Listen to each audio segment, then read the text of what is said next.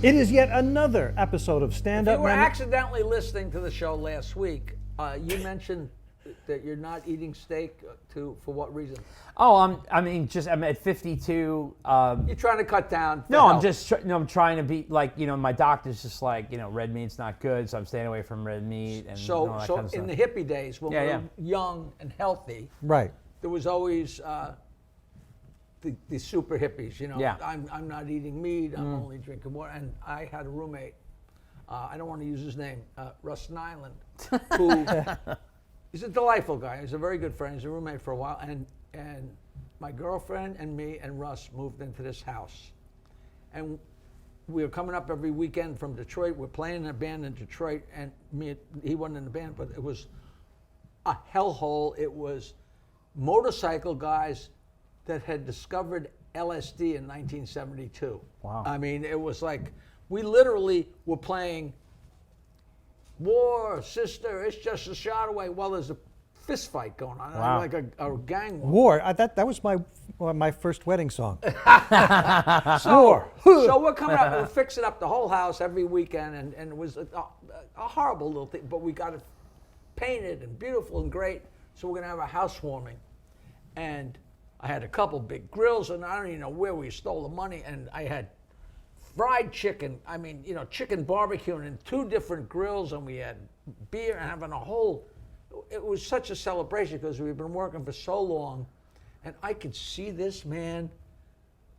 We're all kind of crowded on this little porch, and finally the chicken's ready, and I hand Russ a piece of this delightful barbecue chicken, and almost like Orson Welles stage worthy, he goes, "No thanks, I don't eat meat."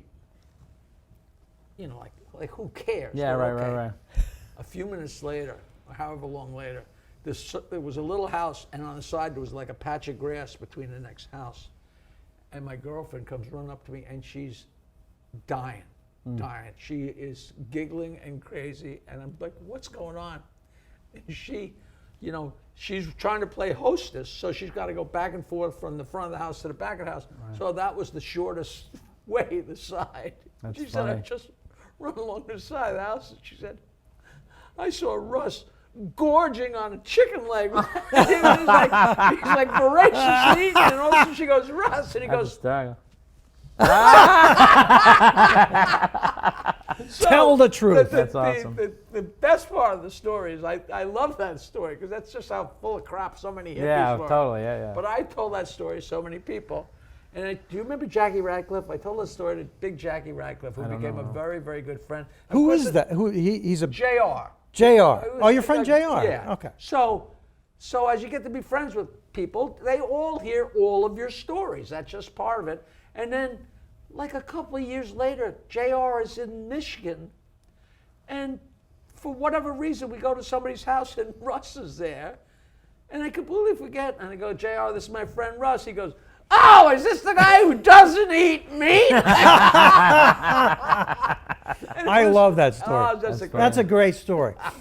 We are with David Criblez, entertainment writer for Newsday, who mainly covers Long Island, but Newsday is like Standup Memories, and we want people to watch and read us around the world. We have a lot to say beyond Long Island. He gave us a super nice write-up. He did. He gave us a great write-up in Newsday for our podcast. Before he saw any episodes. Yes, that's right. He trusted us. Yeah, he trusted us. He trusted us, and that was probably a mistake, but he trusted us. I'm not going to say that. And David has talking to me passionately, and I agree with him, that a lot of artists, both in comedy and music, don't realize there's more to Long Island than the Hamptons. And how far west do I want to go? What's the area that they don't? Did I get it wrong before? I said that Huntington, the Paramount, what do they respect? The Paramount in Huntington? Well, the thing is, Southampton. For the longest time, you know what we were? Like there's New York and there's LA and there's the drive over. Yeah. We were That's it. Oyster Bay and Huntington, we were the drive over. Yeah. towns, you know? Right. Would it be really what's going on here? specifically is I think a lot of promoters are missing out on Long Island. I mean, we have a population here that's like the size of a state. We could be a state. Yes, we could be. Okay. So a lot of promoters, they'll hit New York, but skip Long Island.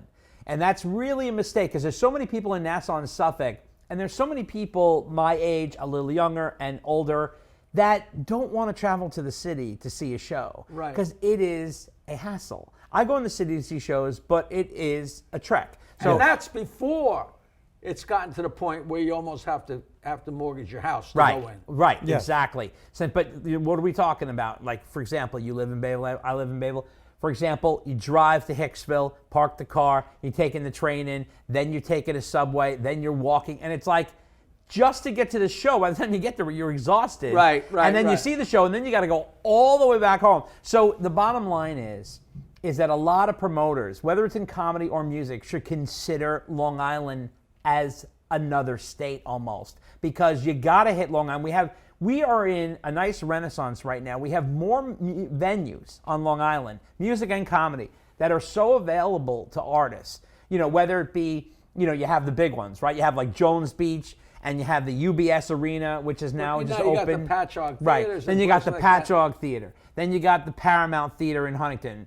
Then you got the Tillis Center in Brookville. You got the Landmark Theater in Port Washington, and it goes on and on and on. There's so many places that it really makes sense to really for these promoters to expand and start bringing some of their artists out here. The bigger. Yeah, a the lot of bigger. people, and then we have these beautiful downtowns. Patchogue's got a beautiful downtown. So does Huntington. Then you could come, have dinner, see a show, and drive home in 20 minutes. I mean, it's, you know, that's what people it kills want. me. You know, I've had so many people yell at me because there isn't a comedy club on the North Shore. People, oh, well, there's the Paramount. That is not a comedy club. No. That's a theater, and I don't even like it as a theater, no offense, but like, you know, I worked there a couple times, and you know, it's a barn.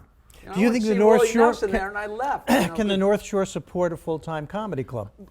But my, Well, my was answer the would be original yes. East East Side North Shore? I guess you could say it was Of on course. the borderline Well, on North Jericho Shore is Turnpike. almost, you know, I guess it would be because it was in Huntington. yeah, I mean the Huntington area. Yes. Let me ask you, Jay, seriously. The closest thing is like the Governor's is Levittown, Right. Brokerage is down here. Right. There's nothing up Right, here. agreed. you know. Where, but if you had your choice, where would you think would be a perfect spot for a comedy club? Do you know where the perfect spot for a comedy club Yeah. would be? Right where we started the whole thing. Right there in the Yeah. What, Cinnamon's? dead center of Huntington. Oh, like right in the corner there Because on New York Avenue? I don't think a comedy club in Huntington would necessarily compete with the Paramount. No. Because it's apples and oranges. Oh, yeah. you They know. have If big there's a headliners Chinese there. restaurant and a steak restaurant, you know. Yeah, I get you. I've actually pondered that deep question, and I have an answer for it.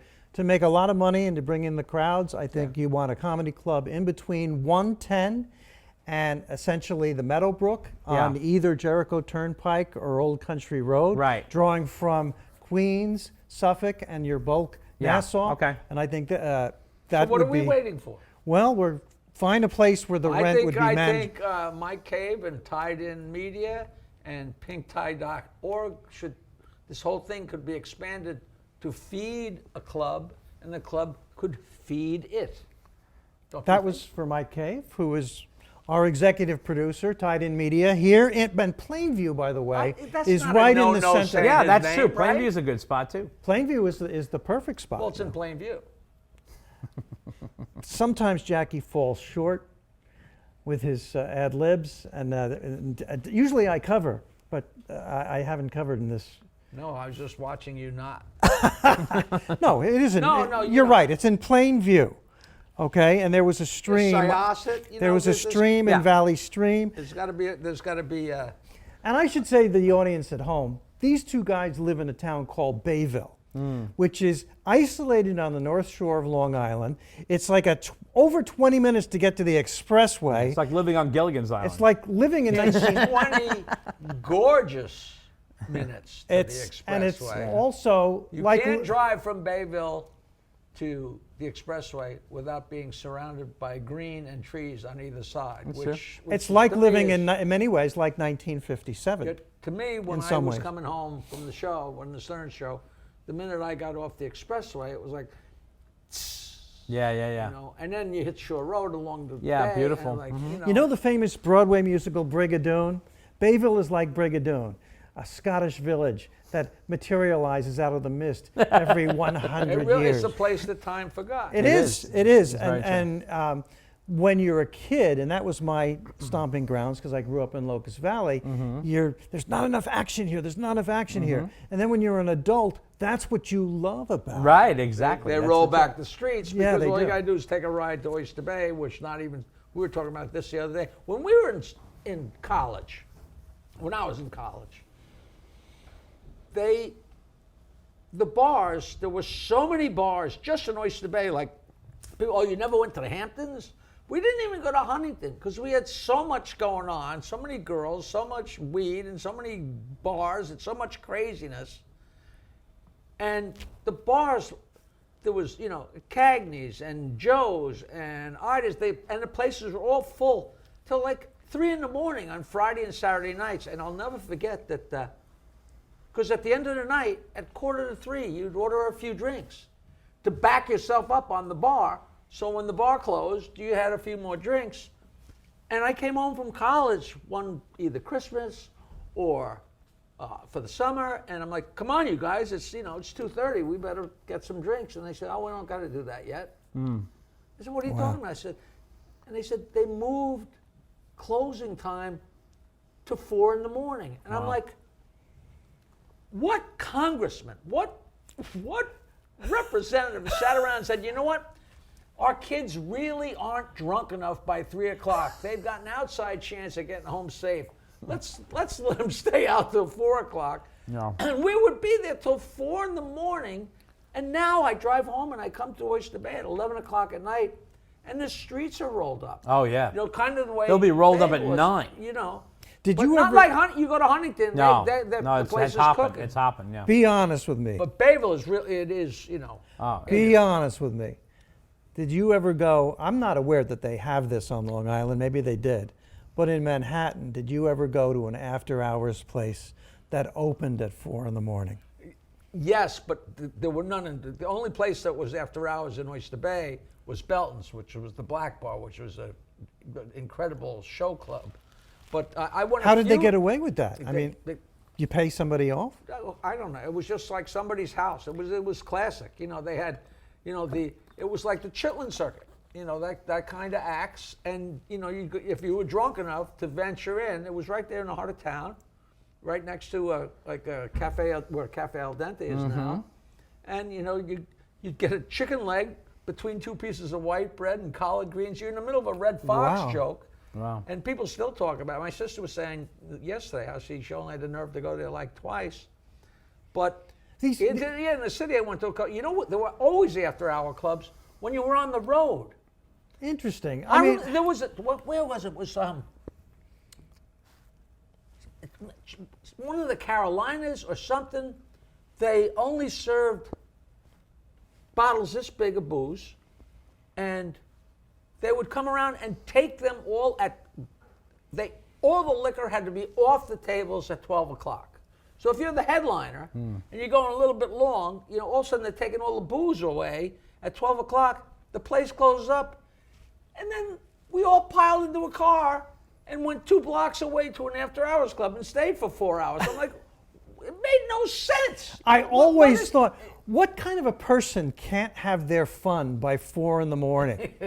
These places would open at 4, close around noon, and if you leave an after-hours place at 11 o'clock in the morning, you walk. It's very dark in there. You walk out. Your into clock is so thrown. You walk out into the sunlight, and people are going about their day and going to work, and you just feel like, ooh, what am I? What You kind know, of a? maybe you remember this. It was so nuts in Fort Lauderdale. And I think it was a chain in Fort Lauderdale. We get done with the show, and they say, come on, we're going down to Miami's to go to Big Daddy's, was it? Yeah. We're going to Big Daddy's. And we go down, and we go into this rock club, and it's 1 in the morning, and the place is empty. I said, wow, I guess we missed it. They said, what are you talking about? It didn't get started yet. Wow. An hour later, you couldn't move in this joint, and we're rocking and rolling all night, and the whole place is crazy. And when you left, This is not just the sun is out. You're in Florida. Yeah. It's 90 degrees. You walk out, it's 90 degrees. And on the way out, I swear to you, on the way out of the parking lot, there was a drive-up liquor store. So on your way out, you could buy a bottle of vodka for the ride home. I was like, For the ride home. God, it was unbelievable. They give you a straw. The you know, it's so funny. My wife and I have an expression: nothing good happens after 2 a.m. Absolutely, absolutely. You know, if you haven't found it by now. Oh you man, know. we used to tell our kids that all the time. I have a great story. And Well, why don't you tell a story and we'll judge? and he would love, I'm going to say his name because he's passed. Mike Cave? Mike Reynolds. No, Mike Cave has not passed. He is the owner here. Mike Reynolds, a comedian and a juggler and a terrific guy who has passed. And Nick, are you going to tell him that he told this story last week? Did I tell this story already on the air? Did I? I don't think I did. I told it to me 3 or 4 times. I might have told it to you. This is a great story. Those of you at home. Why don't you just tell After us? hours, some of these places had illegal gambling, and we knew a guy who was a dealer in one of these after hours places. He was also a tremendous comedian and juggler and a nice guy. And let me get this while we're in the middle of our friggin' podcast. That's probably him calling from like- heaven or hell to say, Bales, This is just this is no time to so wrap thank me God out. for editing. This is a great story. So he's a dealer in an after hours place, and the police raided the joint. I don't know, they missed their payoff or whatever. In fact, they raided like 3 or 4 after hours places in Manhattan, and he was arrested, and it was covered heavily in the evening news and the morning news, the local news. And so they were in jail overnight, and then they were going to be transferred for their arraignment. And the police said to Mike, you know, when you go out the door and you get in the van to go for your arraignment, there's a lot of cameras, man, on the right. A lot of cameras on the right. So here, take these newspapers and you can hold them up so they won't see your face. Okay? So Mike goes out with the other prisoners to get in the van, and they're all holding up the papers. And as they walk out, like this, looking like, you know, hiding their face, the police had played a joke on them. All the cameras were on the left. The cameras were all on the left, and they walk out. You saw it on the news, like, you know, smiling for the cameras, and the cops in the background are laughing. Oh, that's And just a little priceless. addendum. That's how his mom was watching the news, and she saw him. Oh, God. But what a remarkable story! Comedy and juggling, comedy and music. Jail. Comedy we and- haven't You gone probably near have my a- jail stories. No. comedy and jail. You know, I'm not going to tell my jail stories because they'll wind up in print. No, I don't write about that. I don't know. Those are it's- my background. Yeah, I don't Muppet understand stories. jail story. You're not that offensive. That's funny. Jackie has lots of jail stories. I I have have 5 nights in jail. Is that true? 5. Were they straight through? 5 nights? Every time I went to jail, I was so drunk that I just woke up on the bench Oh. and I was fine. Oh, okay. And just left. Okay. But I actually went to jail in Virginia Beach, and I'm pretty sure the next day I called into the Stern Show from jail. Wow. My one phone call. That would have been was great. to call in with Is, jokes. is that on YouTube? That'd be amazing. No, I'm sure. I don't think I would have. Did you tell them you were in jail? No, because It seems to me Howard. my wife would have killed me because it was a month after the last time. Oh God. That's so To this funny. day, she doesn't know, unless she's watching this podcast. Well, My ex-wife. that I'm is sorry. that's terrific. That's cool. That's very rock and roll. That's very rock and roll. That's very cool. I went out after the show at Virginia Beach. The owner of the club was a guy named Ricky Cheeks, who was either a mobster or wannabe mobster. And he had did you ever work at Virginia Beach Comedy Club? He had a scar from ear to ear. Wow. Yikes. How they cut him and it didn't kill him. Wow. I never asked him. Maybe it was an operation. Who knows? But he was if I thought about it, I could compare him to somebody for you. But you know, he's like one of those guys. Sounds like a Batman villain. And he was yeah, exactly. But the greatest of guys. And after the show, I guess the first night I was down there, the the waitress, oh, we're all going out to drink, you know. And I said, all right, we'll go. And come on, we're all having Long Island iced teas. I told you this? And I said, listen, I'm from Long Island. Right. Where I come from, we call them iced tea. We don't call it Long Island iced tea. Long Island iced It's tea. iced tea, which was like every kind of booze in the Yeah, world. all with sugar mixed in it. together, sure. So I'm going to show them. And I don't know if I drank, I'd like to say I drank 5 of them. I think I drank 3 of them, maybe. Whoa, wow. And I was gone. Wow. And I was driving back, I guess, to the hotel, and I fell asleep at a light, Oh, wow. a stoplight, and the next thing I knew, the club is banging on my window. I look, and it was a female cop, and I was shot. And what could she do? I was so drunk, so you know. And she later said, "Listen, I would have loved to have let you go, but Jesus Christ." So, but I grabbed Ricky Cheeks and said, "Listen, I had a DWI a month ago, and if I get another one, that's the end of my marriage. It's the end of my life. Make this go away." And I sent him like $100 or $200 as often as I could, cash, and he pulled whatever strings he made it go away, just like it was almost like Wow. a Godfather movie. You know, he found some lawyer, Wow. and that's when they talked to the cop, and she said, "All right, I won't testify because I felt bad," and the whole thing went away. Wow. Let me tell this. Let me ask you this, actually. 8 inches. We tell the truth here on Stand-Up Memories. I'm Which going is to give you too another. wide for a lot of women. Oh, gee. Now, this is a North Shore, Locust Valley, Bayville story. I heard that there was, tell me if this is possibly true. Have you heard it? There was a guy driving and he was drunk. He was drunk. Red light goes on behind him. He sees it. Oh my God, I'm pulled over. I'm drunk. I can't hide it. I'm busted. I am busted. He has an unopened bottle of vodka on the front seat. Supposedly, he jumped out, and as the slow-moving Nassau County cop was getting out of his squad car, he grabs the vodka, jumps out of his car. The guy hasn't even come up yet. Opens the vodka bottle, drinks it down completely right in front of the cop, and got off because they were not able to prove that he was drunk before he drank the bottle of vodka. Now that he did without even having a lawyer. Unbelievable. Isn't that great? That is just a funny story. Well, I'll tell you. That is a great one. Tell you something that I just paid. All right. Oh, we're wrapping up? No, you got to tell I this. just paid $400 in tickets. Listen to this. For this little tiny incident. A big branch in my backyard fell down, shattered our backyard table, which was made of glass. We were hosting Mother's Day a week later, right? My wife goes, "We got to get a new table." I started looking up the tables. They're expensive as hell. They're like $800, $900. I said, "You got to be kidding me. I'm going to replace this to $800, $900.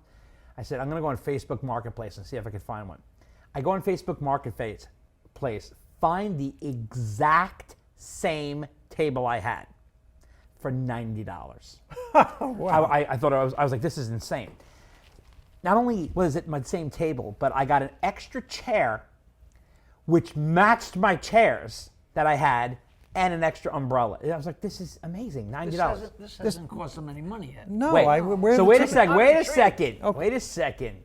You guys know about setups. Come on. So I literally drive to U-Haul. I said, I'm going to rent a U-Haul for, what is it, $60, $70. Get this table, bring it home, bring the U-Haul back. And we're on $200. We got a brand new table to share the whole thing, right?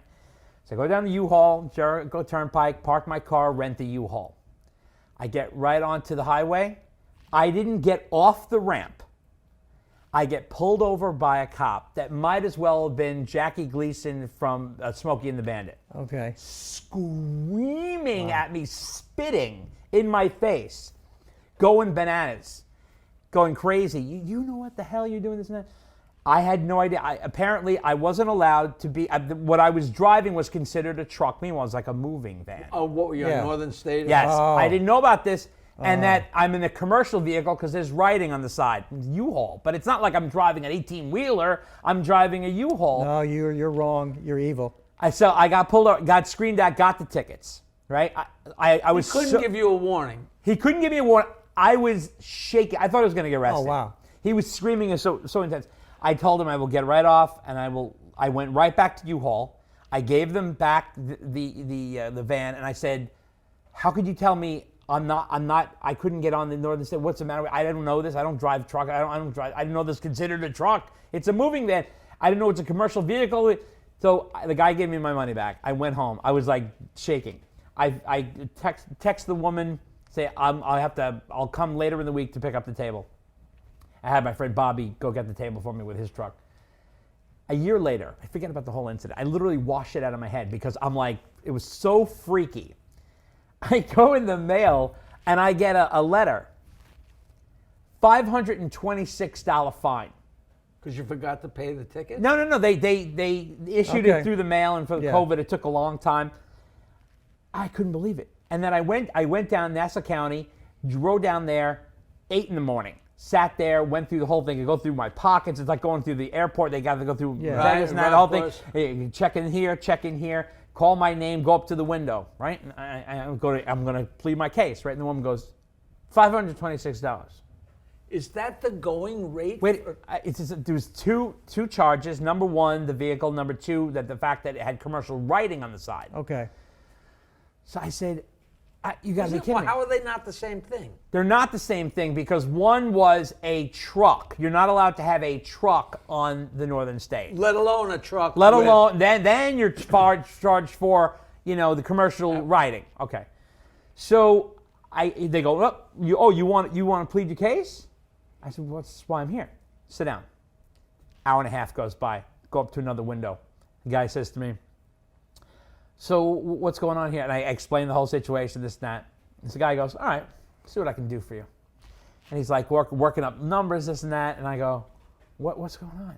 And he goes, we could bring this down to a jaywalking, but it's going to cost you $400.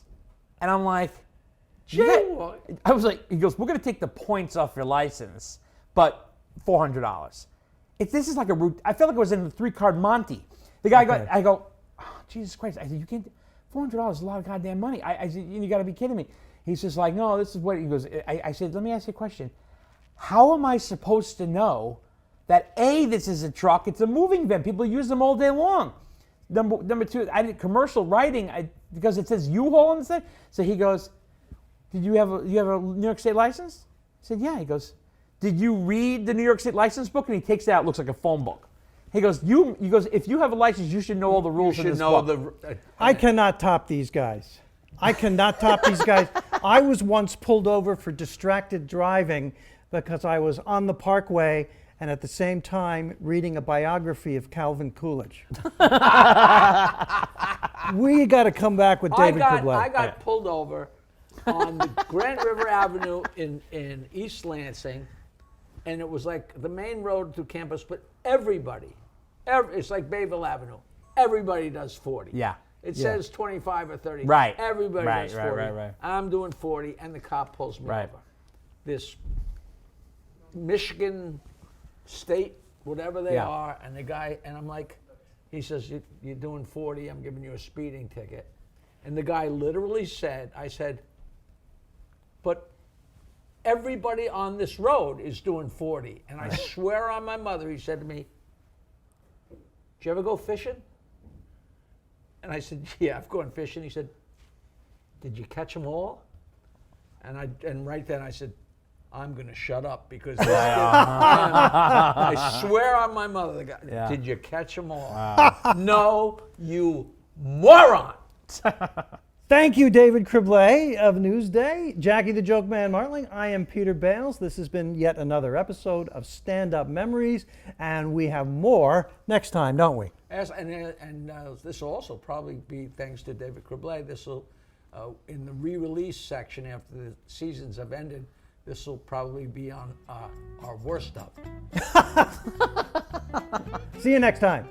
Hey, a new episode of Stand-Up Memories every Wednesday. How exciting is that? Starring me, Peter Bales, and right here, Jackie the Joke Man Martling. Please follow us on social media. Search it out. What is it? MeSpace? MySpace? Your space? TikTok, Instagram, Facebook. Doodah, doodah.